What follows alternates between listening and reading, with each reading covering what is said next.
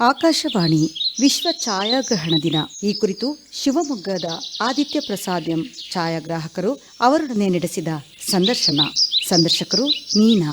ಕೇಳುಗರಿಗೆಲ್ಲ ನಮಸ್ಕಾರ. ಕೇಳಿದರೆ ಆಗಸ್ಟ್ 19ನ ವಿಶ್ವ ಛಾಯಾಗ್ರಹಣ ದಿನ ಅಂತ ಹೇಳಿ ಆಚರಣೆ ಮಾಡಲಾಗುತ್ತೆ. ರವಿ ಕಾಣದ್ದು ಕವಿ ಕಂಡ ಅಂತ ಹೇಳ್ತೇವೆ. ಅದೇ ರೀತಿ ಕವಿ ಕಾಣದನ್ನ ಛಾಯಾಗ್ರಾಹಕ ಕಾಣ್ತಾನೆ ಅಂತ ಕೂಡ ಹೇಳ್ಬೋದು. ಅಂತಹ ಒಂದು ವಿಭಿನ್ನವಾದ ಛಾಯಾಗ್ರಹಣ ಕಲೆ ಎಲ್ಲರಿಗೂ ಒಲಿಯುವಂಥದ್ದಲ್ಲ. ಈ ನಿಟ್ಟಿನಲ್ಲೇ ಇವತ್ತು ನಮ್ಮ ಸ್ಟುಡಿಯೋದಲ್ಲಿದ್ದಾರೆ ಛಾಯಾಗ್ರಾಹಕರಾಗಿ ಕಾರ್ಯವನ್ನು ನಿರ್ವಹಿಸಿದಂಥ ಆದಿತ್ಯ ಪ್ರಸಾದ್ ಅವರು. ನಮಸ್ಕಾರ ಆದಿತ್ಯ ಪ್ರಸಾದ್ ಅವರೇ. ನಮಸ್ತೆ. ವಿಶ್ವ ಛಾಯಾಗ್ರಹಣ ದಿನದ ಶುಭಾಶಯಗಳು. ನಿಮಗೂ ಕೂಡ ಛಾಯಾಗ್ರಹಣ ದಿನದ ಶುಭಾಶಯಗಳು. ವಿಶ್ವದಾದ್ಯಂತ ಛಾಯಾಗ್ರಹಣ ದಿನವನ್ನು ಆಗಸ್ಟ್ 19 ಆಚರಣೆ ಮಾಡಲಾಗುತ್ತೆ. ಈ ಸಂದರ್ಭದಲ್ಲಿ ಛಾಯಾಗ್ರಹಣ ಅಂದರೆ ಏನು, ಅದರ ಬಗ್ಗೆ ನಮಗೊಂದು ಸ್ವಲ್ಪ ತಿಳಿಸ್ಕೊಡ್ಬೇಕು ನಮ್ಮ ಕೇಳುಗರಿಗೆ. ಖಂಡಿತ. ನನಗೆ ತಿಳಿದ ಮಟ್ಟಿಗೆ ನಾನು ಅದನ್ನು ವಿವರಿಸೋ ಪ್ರಯತ್ನ ಪಡ್ತೀನಿ. 1839ರಲ್ಲಿ ಫ್ರಾನ್ಸ್ನ ವಿಜ್ಞಾನಿ ಲೂಯಿಸ್ ಡೆಗ್ಯೂರ್ ಅಂತ ಅವನು ಅಭಿವೃದ್ಧಿಪಡಿಸಿದಂತಹ ಈ ತಂತ್ರಜ್ಞಾನವನ್ನು ಆಗಿನ ಕಾಲದ ಫ್ರಾನ್ಸ್ ಸರ್ಕಾರ ಸಾರ್ವಜನಿಕರಿಗೆ ಮುಕ್ತವಾಗಿ ನೀಡಿದ್ದು ಇದೇ ಆಗಸ್ಟ್ 19 ದಿನ. ಆ ದಿನವನ್ನು ಇವತ್ತು ವಿಶ್ವ ಛಾಯಾಗ್ರಹಣ ದಿನ ಅಂತ ಐತಿಹಾಸಿಕವಾಗಿ ಆಚರಣೆ ಮಾಡ್ತಾರೆ. ಇಂದಿನ ಈ ಮಟ್ಟಕ್ಕೆ ತಂತ್ರಜ್ಞಾನಗಳು ಬೆಳ್ಕೊಂಡು ಬಂದು ಈಗ ಎಲ್ಲರ ಕೈಗೂ ಕೂಡ ಸಿಗುವಂತ ಎಲ್ಲರೂ ಛಾಯಾಗ್ರಾಹಕರಾಗಿಬಿಟ್ಟಿದ್ದಾರೆ ಆಗಿದೆ. ಅದಕ್ಕೆ ಕಾರಣ ಅಂದ್ರೆ ಮೊಬೈಲ್ ಅಂತ ಹೇಳ್ಬೋದಲ್ಲ. ಈಗಿನ ಇದಕ್ಕೆ ಪರಿಸ್ಥಿತಿಗೆ ಟೆಕ್ನಾಲಜಿ ಬಳಸ್ಕೊಂಡಂಗೆ ಮೊಬೈಲ್ ಅಂತ ಹೇಳ್ಬೋದು. ಈಗ ಮೊಬೈಲ್ ಛಾಯಾಚಿತ್ರ ತೆಗೆಯೋದಕ್ಕೂ ಈಗ ಕ್ಯಾಮ್ರಾಗಳಲ್ಲಿ ಛಾಯಾಚಿತ್ರ ತೆಗೆಯೋದಕ್ಕೂ ಏನು ವ್ಯತ್ಯಾಸ ಅಂತ ಹೇಳ್ತೀರಾ? ವ್ಯತ್ಯಾಸ ಏನಿಲ್ಲ. ಕಲೆ ಅನ್ನೋದು ಅವರ ಕಣ್ಣಲ್ಲಿ ಕಾಣುವಂತಹದ್ದು ಅಷ್ಟೇನೆ ಬಿಟ್ರೆ ವ್ಯತ್ಯಾಸ ಅಂತ ಏನೂ ಇಲ್ಲ. ಆದರೆ ಕ್ವಾಲಿಟಿನಲ್ಲಿ ಮಾತ್ರ ವ್ಯತ್ಯಾಸ ಬರುತ್ತೆ ಅಷ್ಟೇ ಬಿಟ್ರೆ ಬೇರೆ ಯಾವುದು ವ್ಯತ್ಯಾಸ ಇಲ್ಲ. ಏನು ನೀವು ಸಾಕಷ್ಟು ವರ್ಷಗಳ ಕಾಲ ಛಾಯಾಗ್ರಾಹಕರ ವೃತ್ತಿಯನ್ನು ಮಾಡಿದ್ದೀರಾ. ಅದರಲ್ಲಿ ನೀವು ಯಾವ ರೀತಿಯಾದ ಸವಾಲುಗಳನ್ನ ಎದುರಿಸಿದ್ರಾ, ಅಥವಾ ನೀವು ಇದನ್ನ ಒಂದು ಹವ್ಯಾಸವಾಗಿ ತಗೊಂಡ್ರಾ ಅಥವಾ ವೃತ್ತಿಯಾಗಿ ನಿರ್ವಹಿಸಿದ್ರಾ, ಹೇಗೆ? ಇಲ್ಲ, ಛಾಯಾಗ್ರಹಣ ಅಂತಂದರೆ ಮೊದಲು ನನಗೆ ಡ್ರಾಯಿಂಗಲ್ಲಿ ತುಂಬ ಇಂಟ್ರೆಸ್ಟ್ ಇತ್ತು. ಡ್ರಾಯಿಂಗ್ ಅನ್ನೋದು ಮತ್ತು ಈ ಛಾಯಾಗ್ರಹಣ ಇದಕ್ಕೆ ಯಾಕಂದರೆ ಮನುಷ್ಯ ಯಾವತ್ತೂ ಹೆಂಗಂತಂದ್ರೆ ಹೊಸತ್ತು ಅನ್ನೋದನ್ನ ಮತ್ತೆ ಸುಲಭವಾಗಿ ಯಾವ್ದು ಸಿಗುತ್ತೆ ಅನ್ನೋದನ್ನ ಬೆಳೆಸ್ಕೊಂತ ಹೋಗ್ತಾನೆ. ಮನುಷ್ಯನ ಸಹಜ ಗುಣ ಅದು. ಡ್ರಾಯಿಂಗ್ ಅಂದ ತಕ್ಷಣ ಏನಾಗ್ತಿತ್ತು, ಅದಕ್ಕೆ ತುಂಬ ಟೈಮ್ ಕೊಡಬೇಕಾಗಿತ್ತು, ಮತ್ತಷ್ಟೇ ಪೇಷನ್ಸ್ ಬೇಕಾಗಿತ್ತು. ಆ ರೀತಿ ಆಗಿರೋದ್ರಿಂದ ನಮಗೆ ಆಟೋಮೆಟಿಕ್ ಆಗಿ ಈ ಛಾಯಾಗ್ರಹಣ ಕ್ಷೇತ್ರ ಗಮನ ಸೆಳೀತು. ಮತ್ತು ಆವಾಗಿನ ಕಾಲದಲ್ಲಿ ನಂಗೆ ತುಂಬ ಬಡತನ ಇತ್ತು. ಶಾಲೆಗೆ ಹೋಗ್ತಾ ಇರಬೇಕಾದ್ರೂ ಕೂಡ ನಾನು 9ನೇ ಕ್ಲಾಸಿಂದನೇ ಈ ಛಾಯಾಗ್ರಹಣ ಕ್ಷೇತ್ರಕ್ಕೆ ಅಂದರೆ ಸ್ಟುಡಿಯೋಕ್ಕೆ ಕೆಲಸ ಮಾಡೋದಕ್ಕೆ ಹೋಗ್ತಾ ಇದ್ದೆ. ಅದು ಆವಾಗ ಅಂದಿನ ಕಾಲದಲ್ಲಿ ಈಗ ಏನು ರೇಷನ್ ಕಾರ್ಡ್ ಬರ್ತಾ ಇತ್ತು, ಆವಾಗ ರೇಷನ್ ಕಾರ್ಡಿಗೆ ಕೂಡ ಫೋಟೋ ಬೇಕು ಅಂತ ಬಂದಿತ್ತು. ಆವಾಗ ಈ ಕಲರ್ ಫೋಟೋ ಆ ಥರದ್ದು ಏನು ಇದ್ದಿರಲಿಲ್ಲ. ಬ್ಲ್ಯಾಕ್ ಆ್ಯಂಡ್ ವೈಟ್ ಜಮಾನ ಇತ್ತು ಆವಾಗ. ಅಂಥ ಪರಿಸ್ಥಿತಿನಲ್ಲಿ ಸ್ಟುಡಿಯೋಗಳಿಗೆ ಕೆಲಸಕ್ಕೆ ಹುಡುಗರು ಬೇಕಾಗ್ತಿತ್ತು. ಆವಾಗ ನನಗೆ ದುಡ್ಡಿನ ಅವಶ್ಯಕತೆ ಇತ್ತು. ಅವಾಗ ನಾನು ದರ್ಶನ್ ಸ್ಟುಡಿಯೋ ಅಂತ ಇತ್ತು ಒಪ್ಪಂದದಲ್ಲಿ ಕೆಲಸಕ್ಕೆ ಸೇರಿಕೊಂಡೆ. ಅಲ್ಲಿ ಸನ್ನಿ ಅಂತ ಒಬ್ಬರು ಕೇರಳದವರು ಫೋಟೋಗ್ರಫಿ ಮತ್ತು ಅವರು ಡ್ರಾಯಿಂಗಲ್ಲಿ ತುಂಬ ಕ್ಯಾನ್ವಾಸ್ ಎಲ್ಲ ಬರೆಯೋರು. ಅವರ ಚಿತ್ರಗಳನ್ನು ನೋಡೋಕ್ಕೆ ಹೋಗ್ತಿದ್ದೆ ನಾನು, ಯಾಕಂದರೆ ಡ್ರಾಯಿಂಗಿಂದು ನಂಗೆ ಇಂಟ್ರೆಸ್ಟ್ ಇರೋದ್ರಿಂದ ಅದನ್ನು ನೋಡೋಕೆ ಹೋಗ್ತಿದ್ದೆ. ಅದು ನನ್ನ ಈ ಕ್ಷೇತ್ರಕ್ಕೆ ಬಂತು. ನೀವೀಗ ಮಾತಾಡ್ತಾ ಹೇಳಿದ್ರಿ ನಿಮ್ಮದು ಒಪ್ಪಂದದಲ್ಲಿ ಸ್ಟುಡಿಯೋ ಇತ್ತು ಅಂತೇಳಿ. ಆದರೆ ನೀವು ಶಿವಮೊಗ್ಗ ಜಿಲ್ಲೆಯವರಲ್ಲ ಅಂತ ನಾನು ಅನ್ಭವಿಸ್ತೀನಿ. ನಿಮ್ಮ ಒಂದು ಬಾಲ್ಯವನ್ನ ನಮ್ಮ ಕೇಳಿದರೆ ಪರಿಚಯ ಮಾಡೋದಾದ್ರೆ? ನಮ್ಮದು ಮೂಲತಃ ನಾವು ಸೌತ್ ಕೇಂದ್ರದವರು, ಕುಂದಾಪುರ ನಂದು ಮೂಲ ಊರು, ನಾಗೂರ್ ಅಂತ ಅಲ್ಲಿಯವನು. ಬಟ್ ನಾನು ಓದಿರೋದು ಎಲ್ಲ ಕಂಬದಕೋಣೆ ಹೈಸ್ಕೂಲ್ನಲ್ಲಿ ಓದಿರೋದು. ವಿದ್ಯಾಭ್ಯಾಸನೂ ಕೂಡ SSLC ತನಕ ಮಾಡಿರೋದು. ಬಟ್ 1 ವರ್ಷ ನಾನು ಡಿಪ್ಲೊಮಾ ಇಂಜಿನಿಯರಿಂಗ್ ಡಿಪ್ಲೊಮಾ ಮಾಡಿದೆ. ಅದರ ನಂತರ ಅನಿವಾರ್ಯವಾಗಿ ನಾನು ಬಿಡಬೇಕಾಯ್ತು. ಬಿಟ್ಟು ಇದನ್ನು ದುಡಿಯೋಕೆ ಅಂತಲೇ ಹೇಳ್ಕೊಂಡು ಈ ಕ್ಷೇತ್ರನ ಆಯ್ಕೆ ಮಾಡ್ಕೊಂಡಿತ್ತು. ಅಂದರೆ ಈಗ ವೃತ್ತಿಯನ್ನಾಗಿ ನೀವು ಛಾಯಾಗ್ರಹಣವನ್ನು ಆಯ್ಕೆ ಮಾಡ್ಕೊಂಡ್ರಿ. ಹೌದು.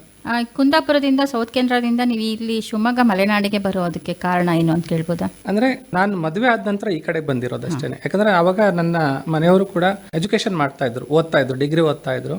ಓದೋದ್ರಲ್ಲಿ ನಾನು ಹಿಂದೆ ಇದ್ರು ಕೂಡ ಅವ್ರು ತುಂಬಾ ಚೆನ್ನಾಗಿ ಓದ್ತಾ ಇದ್ರು. ನಂದು ಒಂದೇ, ನನಗೆ ಓದೋಕ್ಕಾಗಿರಲಿಲ್ಲ. ಅಟ್ಲೀಸ್ಟ್ ಅವರು ಓದುತ್ತಿರುವಾಗ ವಿದ್ಯಾಭ್ಯಾಸ ನಿಂತು ಬಿಟ್ರೆ ಅದನ್ನ ಮತ್ತೆ ಕಂಟಿನ್ಯೂ ಮಾಡೋದಕ್ಕೆ ಆಗೋದಿಲ್ಲ. ಅದು ತುಂಬಾ ಕಷ್ಟ ಆಗುತ್ತೆ. ಈಗ ನೀವು ಸಪೋರ್ಟ್ ಮಾಡೋಣ, ಯಾಕಂದ್ರೆ ನನಗೂ ಓದಕ್ಕಾಗಿಲ್ಲ, ಅವರಾದ್ರೂ ಓದ್ಲಿ, ಅಟ್ಲೀಸ್ಟ್ ಒಬ್ಬರಾದ್ರು ಓದಿದ್ರೆ ಮತ್ತೆ ಓದಿಗೆ ಅನುಕೂಲ ಆಗುತ್ತೆ ಅನ್ನೋ ಉದ್ದೇಶದಿಂದ ನಾನು ಈ ಕಡೆಗೆ ಶಿಫ್ಟ್ ಆದೆ.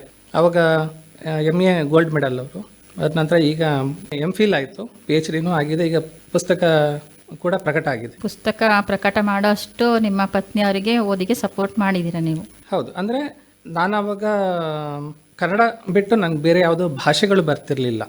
ಅವರು ಸಂಸ್ಕೃತದಲ್ಲಿ ತುಂಬ ಇದನ್ನು ವಿದ್ವತ್ತು ಪಡ್ಕೊಂಡಿದ್ರು. ಬಟ್ ನಮ್ಗೆ ಅವಾಗ ತುಂಬ ಕಷ್ಟ ಇತ್ತು. ಮದುವೆ ಆದಾಗಲೂ ಕೂಡ ನಾವೇನು ಹೊಸದಾಗಿರಲಿಲ್ಲ.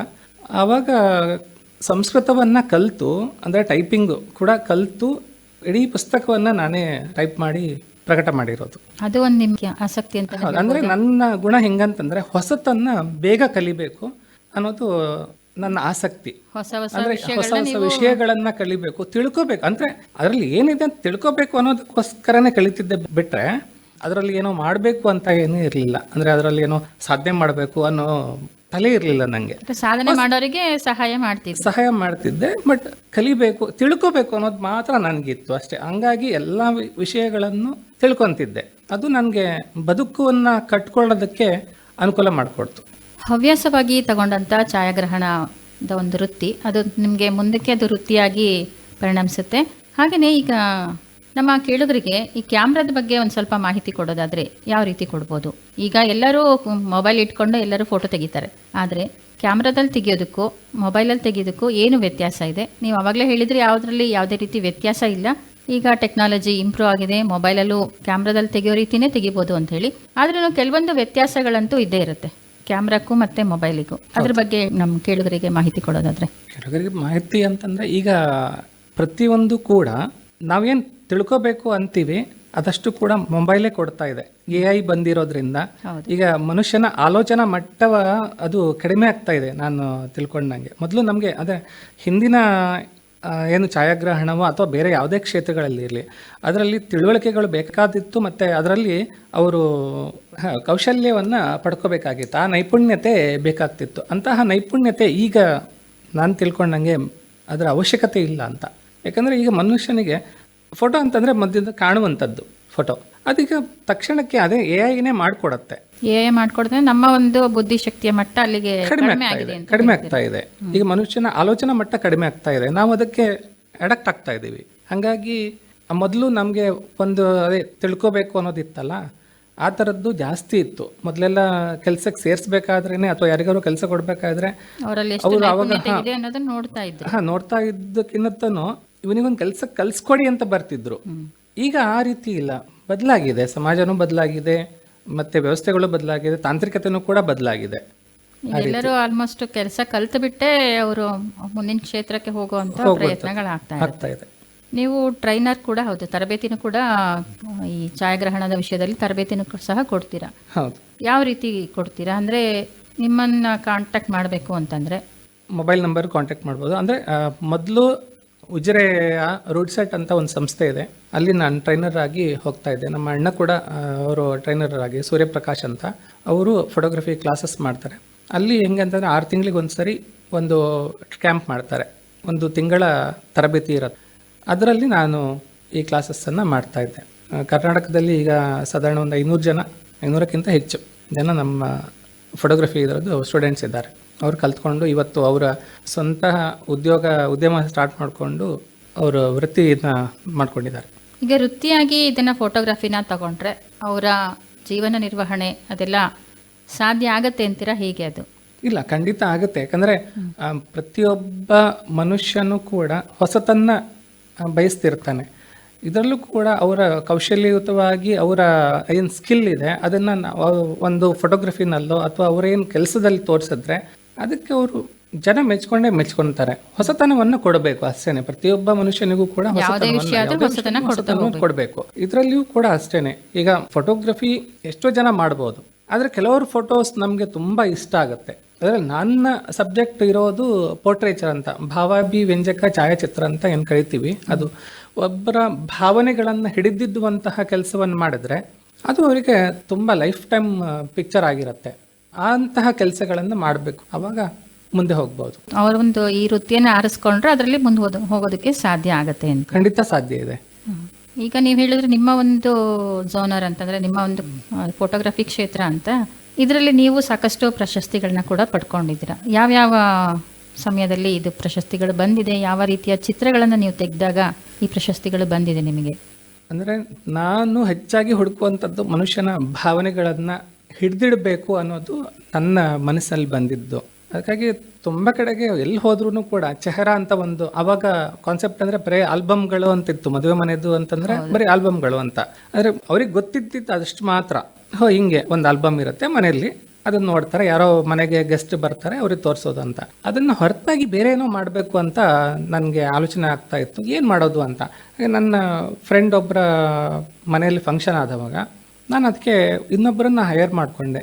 ಅವರಿಗೆ ರೆಗ್ಯುಲರ್ ಫಂಕ್ಷನನ್ನು ಅವರಿಗೆ ಅಟೆಂಡ್ ಮಾಡಿ ನೀವು ಅಂತ, ನಾನು ಬೇರೆ ತೆಗಿತೀನಿ ಅಂತ.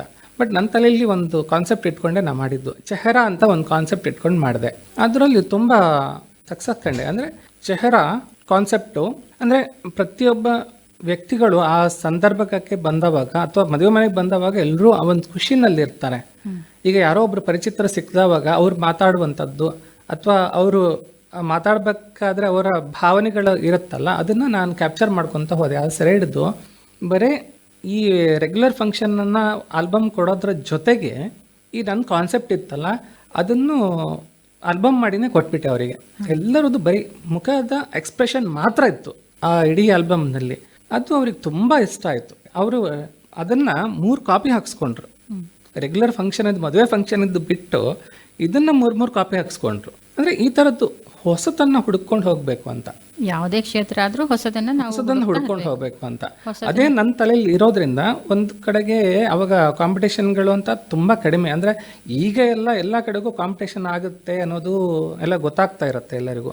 ಅವಾಗ ನಮಗೆಲ್ಲ ವರ್ಷಕ್ಕೆ ಒಂದು ಫಂಕ್ಷನ್ ಆದರೆ ಅವಾಗ ಯಾವುದೋ ಒಂದು ಮಹಾಸಭೆನೋ ಯಾವುದೋ ಒಂದು ಆದವಾಗಲೋ ಅಥವಾ ಹೀಗೆ ವಿಶ್ವ ಛಾಯಾಗ್ರಹಣ ದಿನ ಬಂದಾವಾಗಲೋ ಅಥವಾ ಟೂರಿಸಂ ಡಿಪಾರ್ಟ್ಮೆಂಟ್ನವರು ಯಾವುದಾದ್ರೂ ಕಾಂಪಿಟೇಷನ್ಗಳ ಕರೆದವಾಗ ನಮಗೆ ಗೊತ್ತಾಗ್ತಿತ್ತು ಅಷ್ಟೇ.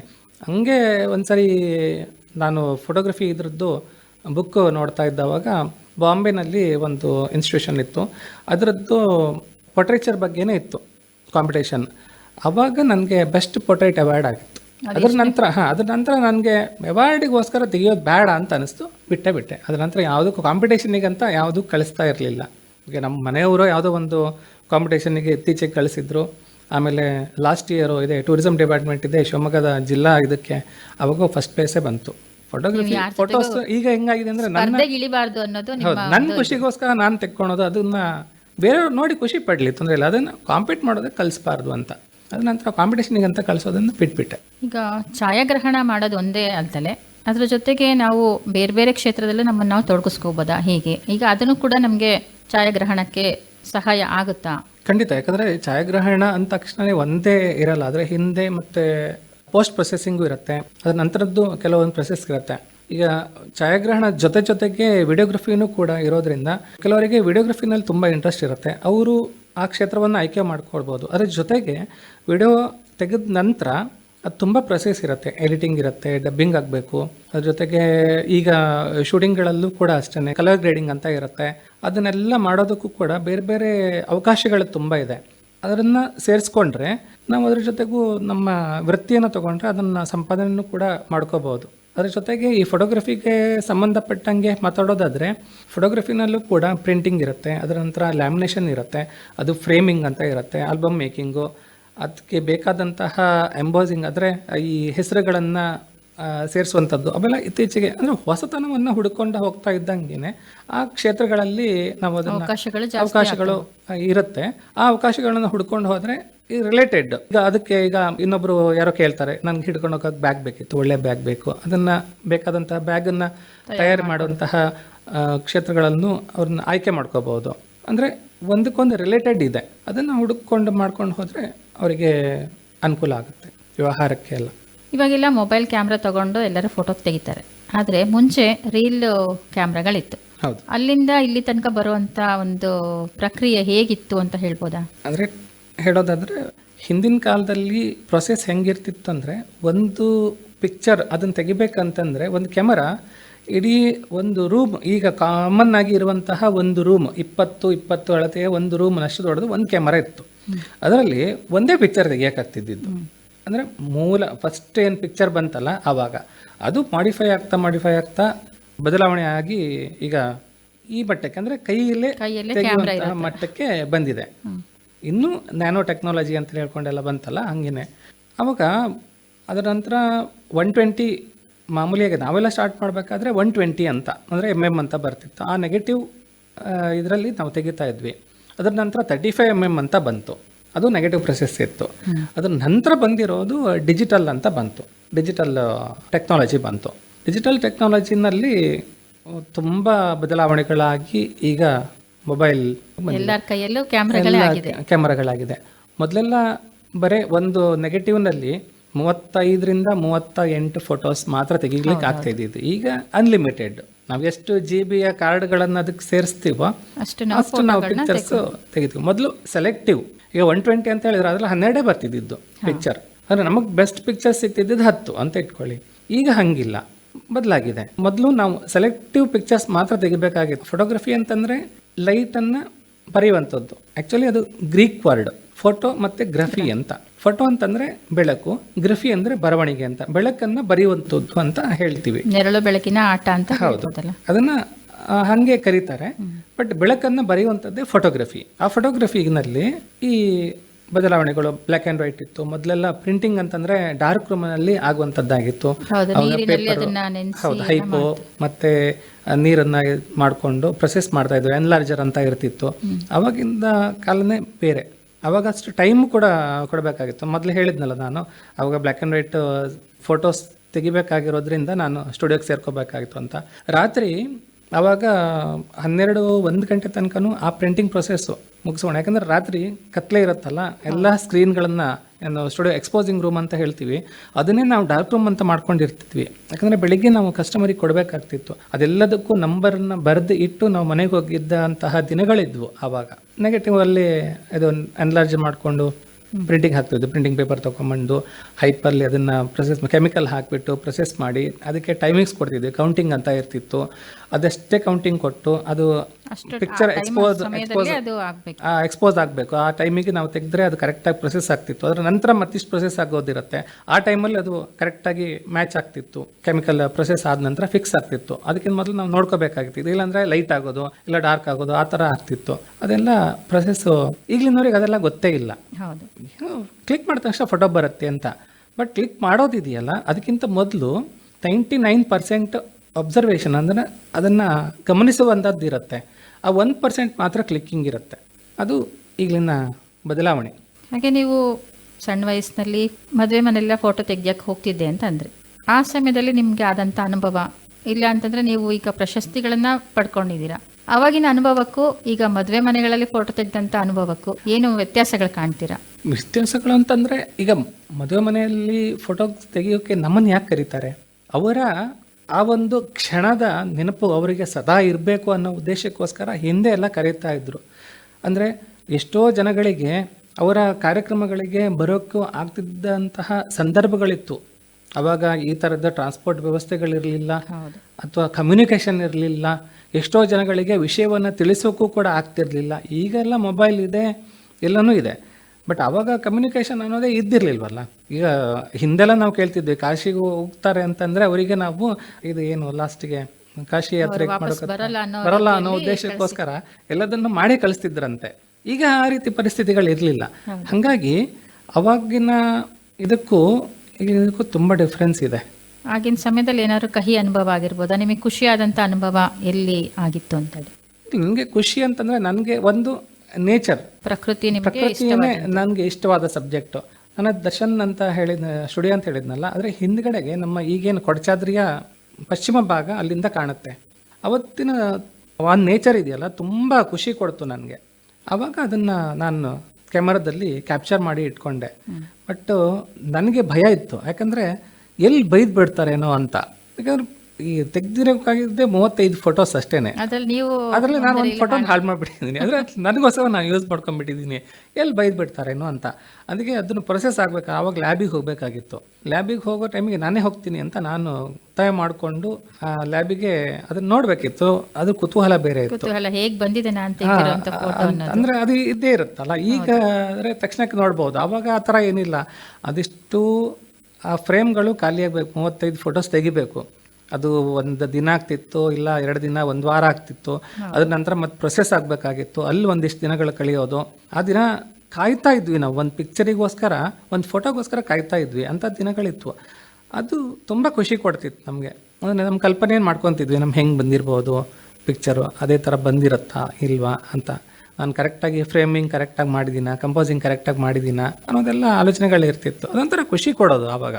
ಈಗ ಅಂದರೆ ತೆಗ್ದ ನಂತರ ನೋಡ್ತೀವ, ಸರಿ ಓಕೆ ಅಂತ ಇಷ್ಟ ಆದರೆ ಇಟ್ಕೊಳ್ಳೋದು, ಇಲ್ಲ ಅಂದರೆ ಡಿಲೀಟ್ ಮಾಡೋ ಥರ ಆಗಿದೆ ಈಗ. ಆ ಥರ ಆಗಿದೆ. ಇನ್ನು ಪ್ರಕೃತಿಯ ಫೋಟೋಗಳನ್ನ ನೀವು ತೆಗ್ದಿದ್ದೀರಾ ಅಂತಂದರೆ ಎಲ್ಲೆಲ್ಲಿ ತೆಗ್ದಿದ್ದೀರಾ ಅದೇನಾದರೂ ನೀವು ಹೇಳೋದಾದರೆ?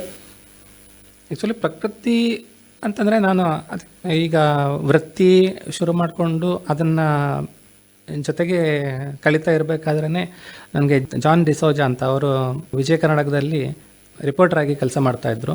ಅವ್ರ ಜೊತೆಗೆ ಕೆಲಸ ಮಾಡುವಂತಹ ಒಂದು ಅವಕಾಶ ಸಿಕ್ತು. ಜೊತೆಗೇನೆ ನನಗೇನಾದರೂ ಕೊಡಬೇಕು ಅನ್ನೋದು ನನಗೆ ಮೊದಲಿಂದನೂ ಇತ್ತು. ಆವಾಗ ಈಶ್ವರ್ ದೈತೋಟ ಅವರು ಸಂಪಾದಕರಾಗಿ ಕೆಲಸ ಮಾಡ್ತಾಯಿದ್ರು. ನಾರ್ತ್ ಕೇಂದ್ರದ ಒಂದು ಫಾಲ್ಸಿಂದ ಫೋಟೋ ಬೇಕಂತ ಹೇಳಿದರು. ನನ್ನ ತಾಯಿಯ ತವ್ರ ಮನೆ ನಾರ್ತ್ ಕೇಂದ್ರ ಕುಮಟಾ ಆಗಿರೋದ್ರಿಂದ ನನಗೆ ಅಲ್ಲಿಯ ಎಲ್ಲ ಪರಿಚಯ ಇತ್ತು, ಕ್ಷೇತ್ರಗಳ ಪರಿಚಯ ಇತ್ತು. ಹಾಗಾಗಿ ನಾನೇನು ಮಾಡಿದೆ, ಒಂದು ಕ್ಯಾಮರಾ ಮತ್ತು ಬೈಕ್ ಇಟ್ಕೊಂಡು ಇಡೀ ನಾರ್ತ್ ಕೇಂದ್ರದಲ್ಲಿ ಎಷ್ಟು ಫಾಲ್ಸ್ ಇತ್ತು ಅದರಷ್ಟು ಪಿಕ್ಚರ್ಸ್ನ ಕೊಟ್ಬಿಟ್ಟೆ. ಆವಾಗ ಅವರಿಗೆ ಅಯ್ಯೋ ಇಷ್ಟೊಂದು ಫೋಟೋಸ್ ಇದೆ, ಏನಾದರೂ ಮಾಡಬೇಕು ಇದಕ್ಕೆ ಅಂತ ಹೇಳಿಕೊಂಡು ಆವಾಗ ಫಸ್ಟ್ ಟೈಮ್ ವಿಜಯ ಕರ್ನಾಟಕದಲ್ಲಿ ಪಿಕ್ನಿಕ್ ಪಾಯಿಂಟ್ ಅಂತ ಒಂದು ಕಾಲಮ್ನೇ ಸ್ಟಾರ್ಟ್ ಮಾಡಿದ್ರು. ಅದು ನನಗೊಂಥರ ಖುಷಿ ಇದೆ, ನನ್ನ ಪಿಕ್ಚರಿಗೋಸ್ಕರ ಒಂದು ಕಾಲಮ್ನ ಸ್ಟಾರ್ಟ್ ಮಾಡಿದ್ರಲ್ಲ ಅಂತ. ಅಂತಹ ತುಂಬ ಕೆಲಸಗಳಾಗಿದೆ. ಈಗ ಕೊಡಚಾದ್ರಿಯ ಹತ್ತಿರ ಒಬ್ಬರು ಇದು ಗಾಂಜಾ ಬೆಳೆದಿದ್ರು, ಅದರದ್ದು ಪಿಕ್ಚರ್ ಕೊಡಬೇಕಾಗಿತ್ತು. ಅದು ಎಷ್ಟು ಸವಾಲಿನ ಕೆಲಸ ಅಂತಂದರೆ, ಕೊಡಚಾದ್ರಿ ಮೊದಲೇ ಪೀಕಲ್ಲಿದೆ, ಹತ್ತೋಕ್ಕೂ ಆಗಲ್ಲ ಅಂತ ಪರಿಸ್ಥಿತಿ. ಆದರೆ ಫೋಟೋ ತೆಗಿಯೋಕ್ಕೆ ನಾನು ಪಕ್ಕದಲ್ಲೇ ಇದೆ, ನನಗೆ ಫೋಟೋ ತೆಗಿಯೋದಕ್ಕೆ ನಿಂತ್ಕೊಳ್ಳೋದಕ್ಕೆ ಒಂದು ಡಿಸ್ಟೆನ್ಸ್ ಆದರೂ ಬೇಕಿತ್ತಲ್ಲ. ಆದರೆ ಪಿಕ್ಚರ್ ತೆಗಿಬೇಕಂದ್ರೆ ನಾನು ಒಂದು ಡಿಸ್ಟೆನ್ಸಲ್ಲಿ ಇರಬೇಕು. ಆ ಡಿಸ್ಟೆನ್ಸಲ್ಲಿ ಇದ್ರೆ ಮಾತ್ರ ಫೋಟೋ ಬರುತ್ತೆ, ಇಲ್ಲಾಂದರೆ ಫೋಟೋ ಬರಲ್ಲ. ನನ್ನ ಜೊತೆಗೆ ಹೋದವರು ನಮ್ಮ ಆಫೀಸರ್ಸ್ಗಳಿಗೆಲ್ಲ ಅವರಿಗೆ ಅಪ್ರೂಫ್ ಬೇಕೇ ಬೇಕು. ಏನಂತ ಕೊಡ್ತೀರಾ? ಸಾಧ್ಯನೇ ಇಲ್ಲ. ಅದಕ್ಕೆ ಈ ಮೊಣಕೈ ಇದೆಯಲ್ಲ, ಮೊಣಕೈಯಲ್ಲಿ ಆ ಬೆಟ್ಟವನ್ನು ಹತ್ಕೊಂಡು ಹೋಗಿ ಜಾರಿದ್ರೆ ಸಾಧಾರಣ ಒಂದು 8-10 ಕಿಲೋಮೀಟರ್ ಕೆಳಗಡೆ ಹೋಗಿ ಬೀಳ್ತೀನಿ ಅಂತ ಸನ್ನಿವೇಶದಲ್ಲೂ ಕೂಡ ಅಲ್ಲಿ ಹೋಗಿ ಆ ಪಿಕ್ಚರನ್ನು ತೆಗೆದು ನಾವು ಅದು ಕೊಟ್ಟಿದ್ದಿದೆ. ಅಂತಹ ಒಂದು ಸವಾಲಿನ ಕೆಲಸಗಳು ಆಗಿದೆ, ಕೈ ಹಾಕಿದ್ದೀರಾ. ಹೌದು. ಛಾಯಾಗ್ರಹಣ ಅಂತಂದ್ರೆ ಸುಲಭದ ವಿಷಯ ಅಂತ ಅಂತೂ ಅಲ್ಲ ಅಂತ ನಾವು ಹೇಳ್ಬೋದು. ಅಂದ್ರೆ ಎಲ್ಲ ಕ್ಷೇತ್ರದಲ್ಲಿ ಹೇಗೆ ಸವಾಲುಗಳನ್ನ ಎದುರಿಸ್ತೀವಿ, ಈ ಒಂದು ಕ್ಷೇತ್ರದಲ್ಲೂ ಕೂಡ ಸವಾಲುಗಳು ಇದ್ದೇ ಇರುತ್ತೆ. ಇನ್ನು ಪತ್ರಿಕಾ ಛಾಯಾಗ್ರಾಹಕರಿಗೆ ಅದು ತುಂಬಾ ದೊಡ್ಡ ಸವಾಲಿನ ಕೆಲಸನೇ ಅಂತ ಹೇಳ್ಬೋದು. ಪತ್ರಿಕಾ ಛಾಯಾಗ್ರಹಣದಲ್ಲಿ ಕೂಡ ಅಂತಹ ಸನ್ನಿವೇಶಗಳು ಬಂದಿತ್ತು ನನಗೆ. ಕರ್ನಾಟಕದ ಇತಿಹಾಸದಲ್ಲೇ ಮೊದಲ ಬಾರಿಗೆ 144 ಸೆಕ್ಷನ್ ಜಾರಿ ಮಾಡಿದ್ದು ನಮ್ಮ ಕುಂದಾಪುರದಲ್ಲಿನೇ. ಭಾಸ್ಕರ್ ಕೊಠಾರಿ ಅವರ ಒಂದು ಪ್ರಕರಣದಲ್ಲಿ ಆ 144 ಸೆಕ್ಷನ್ ಜಾರಿ ಬಂದಿತ್ತು. ಆ ಸಂದರ್ಭದಲ್ಲಿ ಆವಾಗ ಲಾಠಿ ಚಾರ್ಜ್ ಎಲ್ಲ ಆಗ್ತಾಯಿತ್ತು. ಅದಕ್ಕೆ ಪಿಕ್ಚರ್ ಬೇಕಿತ್ತು. ನನ್ನ ಒಂದು ಗುಣ ಅಂತಂದರೆ ಅವಾಗ ಕ್ಯಾಮರಾನ ಬಗ್ಲಿಗೆ ಹಾಕ್ಕೊಳೋದು ಅಂತಾರಲ್ಲ, ಹಾಗೆ ನಾನು ಆ ಕೆಲಸ ಮಾಡ್ತಿರ್ಲಿಲ್ಲ. ಅದರದ್ದನ್ನು ಟ್ಯಾಗ್ ಏನಿರುತ್ತೆ ಅದರದ್ದು ಅದನ್ನು ಕೈಗೆ ಸುತ್ಕೊಂಡ್ಬಿಟ್ಟು ಕೈನಲ್ಲಿ ತೆಗಿತಾ ಇದ್ದೆ. ಗ್ರೌಂಡ್ ಲೆವೆಲ್ ಶೂಟ್ ಮಾಡ್ತಾ ಇದ್ದೆ. ಪೊಲೀಸರು ಕ್ರೌಡ್ ಇದೆಯಲ್ಲ ಅದನ್ನು ನಿಯಂತ್ರಣ ಮಾಡ್ತಾ ಇದ್ರು. ಆ ಸನ್ನಿವೇಶದಲ್ಲಿ ನನಗೂ ಒಂದು ಹೊಡೆತ ಬಿದ್ದಿತ್ತು, ಲಾಠಿ ಏಟು. ಅದು 2 ತಿಂಗಳು ಅನುಭವಿಸಿದ್ದೀನಿ ನಾನು. ಅಂತಹ ಸನ್ನಿವೇಶಗಳು ಆಗಿದ್ದಿದೆ. ಅದು ಬಹಳ ಕಷ್ಟದ ಸನ್ನಿವೇಶ ಅಂತಾನೆ ಹೇಳ್ಬೋದು. ಅಂಥದ್ದು ಅನುಭವಗಳು ಕೂಡ ಇದೆ.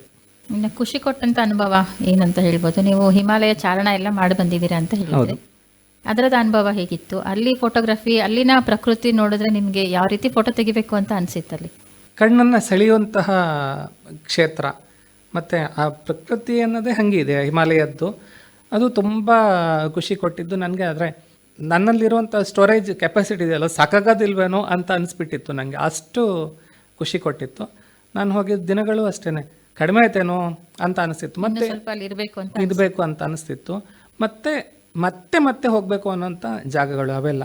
ಹಿಮಾಲಯದ ಪ್ರತಿಯೊಂದು ಪ್ರದೇಶಗಳು ಹಂಗಿದ್ದು ಅಂತ. ಪ್ರಕೃತಿನೇ ಹಾಗೆ, ನನ್ನನ್ನು ಯಾವಾಗಲೂ ಸೆಳೆಯೋದೇ ಪ್ರಕೃತಿ. ಛಾಯಾಗ್ರಹಣ ಕ್ಷೇತ್ರದಲ್ಲಿಯೂ ಸಾಕಷ್ಟು ವರ್ಷದಿಂದ ಕಾರ್ಯನಿರ್ವಹಿಸ್ತಾ ಇದ್ದೀರಾ.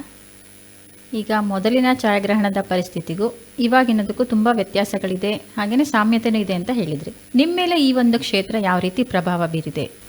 ನನ್ನ ಮೇಲೆ ಪ್ರಭಾವ ಬೀರಿದ್ದು ಅಂತಂದರೆ, ಎಷ್ಟೋ ವರ್ಷದಿಂದ ನಾನು ಛಾಯಾಗ್ರಹಣ ಕ್ಷೇತ್ರದಲ್ಲಿರಿದ್ದೆ. ನನಗೆ ಫೋಟೋಸ್ ತೆಗಿಬೇಕು, ಅದು ಮಾಡಬೇಕು ಅನ್ನೋದು ಯಾವಾಗಲೂ ಇರುತ್ತೆ. ನನ್ನ ಜೊತೆಗೂ ಯಾವತ್ತೂ ಕ್ಯಾಮರಾ ಇದ್ದೇ ಇರ್ತಿತ್ತು. ಅದು ನನ್ನ 2ನೇ ಹೆಂಡತಿ ಅಂತ ಸುಮ್ಮನೆ ತಮಾಷೆ ಮಾಡೋರು, ತಮಾಷೆಗಾಗಿ. ಆದರೆ ಒಂದಿನ ನನಗೆ ಯಾಕೋ ಅನಿಸ್ತಾ ಇತ್ತು, ಇಷ್ಟೆಲ್ಲ ಚಿತ್ರಗಳನ್ನು ತೆಗೆದೆ, ನಿನಗೋಸ್ಕರ ನೀನು ಏನು ಮಾಡಿದಿ, ಅಥವಾ ನಿನ್ನ ಮನಸ್ಸಿನ ಆ ಒಂದು ಚಿತ್ರವನ್ನು ನೀನು ನೋಡಿದ್ಯಾ ಅಂತ ಹೇಳಿ ಅಂದ್ಕೊಂಡು. ಆಮೇಲೆ ನೀನು ಎಷ್ಟೋ ಜನರ ನಗುವನ್ನು ಸೆರೆ ಹಿಡಿದಿದ್ಯಾ, ನಿನ್ನ ನಗುವನ ಹಿಂದೆ ಇರುವಂತಹ ಆ ಅಡಗಿರೋ ನೋವನ್ನು ನೀನು ಯಾವತ್ತಾರು ನೋಡಿದ್ಯಾ ಅಂತ. ಅಂದರೆ ಜಗತ್ತಿನ ಸೌಂದರ್ಯವನ್ನು ಎಷ್ಟೋ ಹುಡುಕ್ತಾ ಇದೆಯಲ್ಲ ನೀನು, ನಿನ್ನೊಳಗಡೆ ಒಂದು ಸೌಂದರ್ಯ ಇದೆಯಲ್ಲ, ಅದನ್ನು ಯಾವಾಗಾದ್ರೂ ನೀನು ಕಂಡ್ಕೊಳ್ಳೋ ಪ್ರಯತ್ನ ಪಟ್ಟಿದ್ಯಾ ಅಂತ ಒಂದು ಆಲೋಚನೆ ಬಂತು. ಅದು ಈಗಲಿನ ಮನಸ್ಥಿತಿ ಹೇಳೋದಾದರೆ ಆಧ್ಯಾತ್ಮಿಕ ಚಿಂತನೆಯೋ ಅಥವಾ ಬೇರೇನೋ ಅದು ಗೊತ್ತಿಲ್ಲ. ಬಟ್ ನನ್ನ ಇಷ್ಟು ವರ್ಷದ ಅನುಭವ ಇದೆಯಲ್ಲ ಅದನ್ನು ಹೇಳೋದಾದರೆ ಅದನ್ನು ನಾನು ಎಷ್ಟೋ ಮುಖಗಳನ್ನು ನೋಡಿದ್ದೆ, ನನ್ನ ಕ್ಯಾಮರಾಗಳು ಮನಸ್ಸು ಅದು ಎಷ್ಟೋ ಮನಸ್ಸುಗಳನ್ನು ಓದಿದ್ದೆ.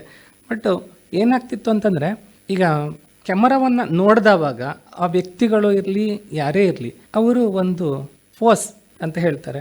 ಈಗೇನು ಹೇಳೋದಾದರೆ ಫೇಸ್ಬುಕ್ಕಿನ ಫೇಸ್ ಅಂತ ಇರ್ತಾರಲ್ಲ, ಅದು ಆ ಫೇಸ್ ಇರ್ತಿತ್ತು. ಬಟ್ ಅದರ ಹಿಂದೆ ಇರುವಂತಹ ಆ ಮುಖವೇ ಬೇರೆ ಆಗ್ತಿತ್ತು.